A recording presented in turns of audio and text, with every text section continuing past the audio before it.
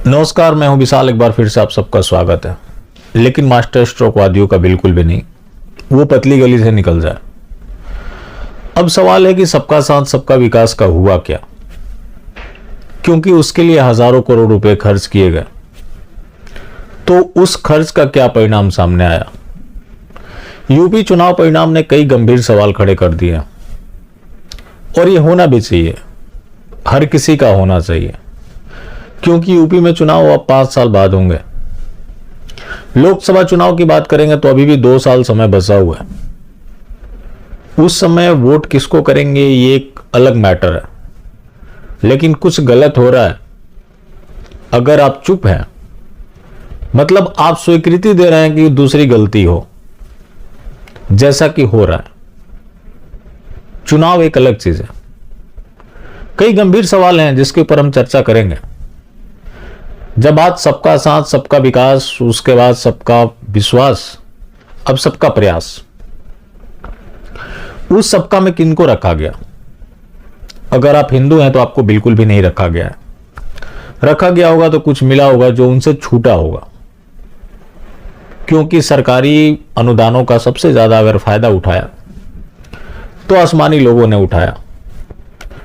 लेकिन वोट कितने दिए? योगी आदित्यनाथ, आपको पता है कि गोरखपुर से चुनाव लड़ रहे थे। मीडिया की माने तो 8% आसमानी लोगों ने वोट किया है। जब 8% आसमानी लोगों ने वोट कर दिया तो बीजेपी को कम से कम 350 सीट आनी चाहिए थी, लेकिन ऐसा नहीं है, क्योंकि ये ज़कात द्वारा पोषित लोग हैं, कभी सच बोल ही नहीं सकते। योगी आदित्यनाथ जहां से चुनाव लड़ रहे थे वहां का बूथ संख्या 267, जनप्रिय बिहार द्वितीय में मात्र 9 वोट मिले। तो 9 वोट वैसे भी किसी को मिल जाता है जो चुनाव प्रचार ना भी करे, क्योंकि कई वोकस वोट होते हैं, कई लोगों को समझ में भी नहीं आता। उस कंडीशन में ही इतने वोट मिलते हैं। लोग वोट करें तो इतने कम तो वोट नहीं मिलते। अब सवाल यह भी है कि क्या ये सारी स्कीमें जारी रहेंगी? जब मैंने पिछली बार योगी आदित्यनाथ को लेकर चर्चा किया था तो एक कम्युनिटी डेवलप हुआ है जो आपको सच बोलने देना नहीं चाहता। वो चाहता है कि आपको एक जगह बांध कर रखे। अगर आपने किसी की कभी तारीफ कर दी तो आपको हमेशा उसकी तारीफ करनी है। आपने किसी की बुराई कर दी तो हमेशा उसकी बुराई करनी है। तो एक और भी कम्युनिटी है, उसने बोलना शुरू कर दिया कि तुम मोदी के बाद अब योगी के पीछे भी पड़ गए। वजह क्या था? सिर्फ अपीजमेंट के बारे में बताना। लेकिन ये योगी जी का फैसला नहीं था। मैं आज भी बोल रहा हूं, योगी जी को कैसे कंट्रोल करना है उसके लिए 2 डेप्यूटी सीएम बनाएगा। वरना डेप्यूटी सीएम की अगर आप पोस्ट को देखें तो ये बार्गेनिंग का पोस्ट होता है, शौक से नहीं बनाया जाता। हर जगह बार्गेनिंग के लिए बनाए जाते हैं। कई जगह गठबंधन की सरकार बनती है तो जिसका समर्थन लेना होता है उसको डेप्यूटी सीएम का पोस्ट पकड़ा दिया जाता है, जो कि संवैधानिक नहीं है। इसके अलावा 2014 के बाद एक कम्युनिटी आई। कम्युनिटी में किसी कास्ट की बात नहीं करता, मतलब मैं मास्टर स्ट्रोक वादियों की ही बात कर रहा हूं। पहले क्या होता था कि नेताओं को डर होता था कि वो चुनाव जीतेंगे या हारेंगे, लेकिन अब ये डर लोगों के अंदर बैठ गया कि ये नहीं रहेंगे तो हमारा क्या होगा। कोई भी कम्युनिटी अगर किसी पॉलिटिशियन के भरोसे रह जाए तो उसका विनाश निश्चित है, क्योंकि नेता कैसे लोग बनते हैं आप सभी जानते होंगे। खैर, एक अलग मामला है। लेकिन हमारा प्रयास हमेशा ये होता है कि किसी को हरा देना, जिता देना, वो एक अलग मामला होता है, क्योंकि चुनाव हारता जीतता सिर्फ नेता है और बाकी किसी के जीवन में कोई खास फर्क नहीं पड़ता। लेकिन उस हार को जनता से जोड़ देना और लोगों के अंदर एक खौफ पैदा कर देना, इसके लिए भी एक तैयारी की गई और बहुत सातिराना अंदाज में सब कुछ किया गया। बीजेपी का जो शीर्ष नेतृत्व था, हिंदुओं के ऊपर हुए अत्याचार के ऊपर चुप रहा।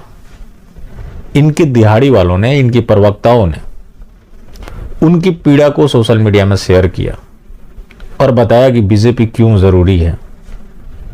कहीं भी कोई घटना हो, ये बताया जाता है कि बीजेपी क्यों जरूरी है।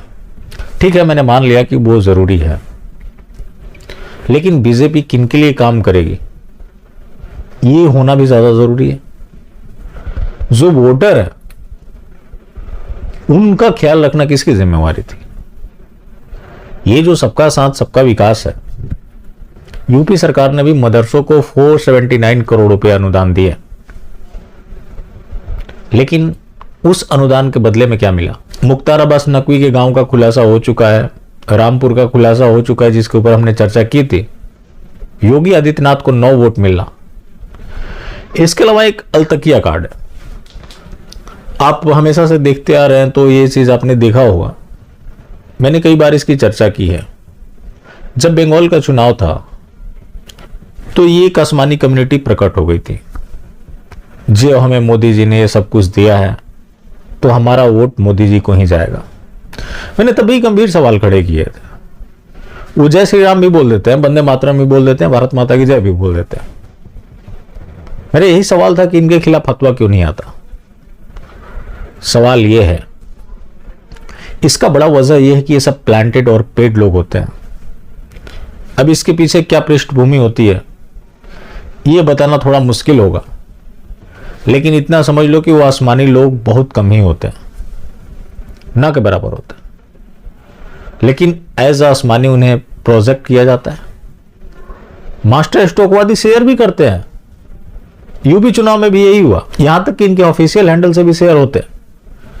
जो आईटी सेल के दिहाड़ी वाले हैं वो ऐसी फोटो शेयर करेंगे और लिखेंगे कि ये मत बोलना कि ईवीएम हैक हो गया, मतलब कि ये खातूनें जाकर बीजेपी को वोट कर रही होती हैं। जो वोट की थी तो क्या हुआ? जमीन खा गई, आसमान निकल गया। तो क्या हुआ उन वोट का? कहां चला गया? दिया होता तो दिखता ही। लेकिन सच्चाई यह है कि ये देते नहीं है।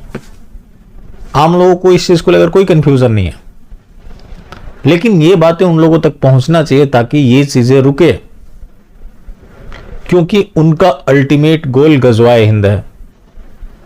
उसमें आर्थिक मदद मिलना ये देश की सुरक्षा के लिए खतरा है, क्योंकि जिन संस्थानों को ये सब पैसे दिए जा रहे हैं वजीफा के नाम पर, वहां से साइंटिस्ट नहीं निकल रहे हैं, वहां से कैसे लोग निकल रहे हैं। जगह जगह हुए धमाकों ने यह बता दिया है कि कैसे जगह पैसे खर्च किए जा रहे हैं और उन जगहों से कैसे लोग निकल रहे हैं। तो इसमें किसी को कोई कंफ्यूजन नहीं होना चाहिए। बात है तुष्टीकरण की कि मोदी जी ने किया तो फिर शायद योगी जी भी ऐसा ही करेंगे। जो केंद्र सरकार की स्कीम है उसे कोई भी नहीं रोक सकता, क्योंकि वो केंद्र सरकार की स्कीम है, सरकार भी इन्हीं की है, तो उसको लागू कराने की उनकी पूरी जिम्मेवारी बन जाती है। अब योगी आदित्यनाथ की चुनौती होगी कैसे इनसे निपटा जाए, क्योंकि तुष्टीकरण तो स्टेट लेवल पर भी हुआ है, उसको देने कोई फायदे नहीं दिख रहे।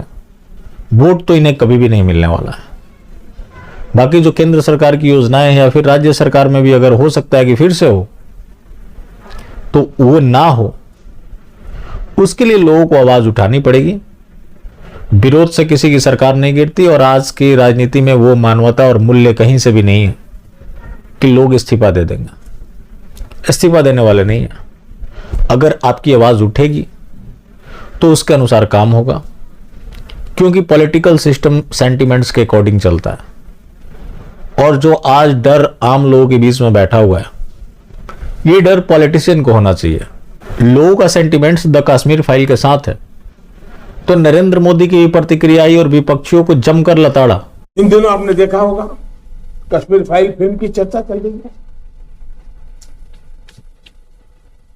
और जो लोग हमेशा फ्रीडम ऑफ एक्सप्रेशन के झंडे लेकर के घूमते हैं, वो पूरी जमात बौखला गई है पिछले 5-6 दिन से।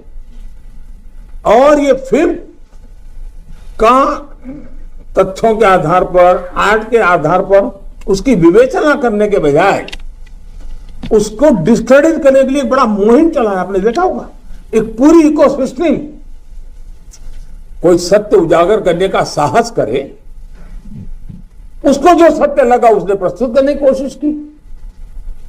लेकिन उस सत्य को न समझने की तैयारी, न स्वीकारने की तैयारी है, न ही दुनिया इसको देखे इसके लिए उनकी मंजूरी है।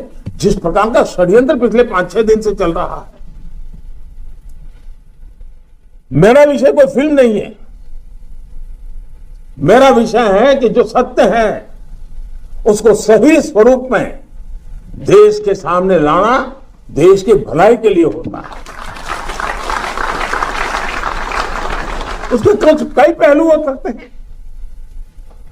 किसी को एक चीज नजर आती है, किसी को दूसरी नजर आएगी। जिनको लगता है कि ये फिल्म ठीक नहीं हुआ, अपनी दूसरी फिल्म बनाए, कौन मना करता है?